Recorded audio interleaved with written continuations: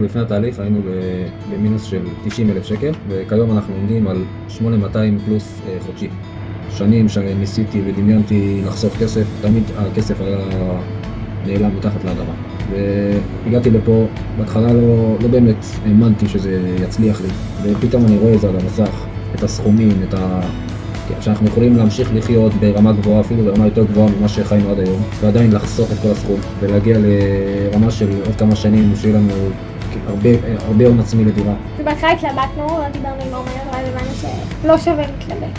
כאילו באמת יש כאן גיבוי שמזמין כל הזמן, אתם נותנים הרגשה שלא צריך להתבייש, שכאילו כולם נמצאים במקום הזה, שווה לעבור את התהליך הזה גם לנסיעה של שעה מהבית, ולקחת בייביסיטר, כאילו שווה בהשקעה של שנים.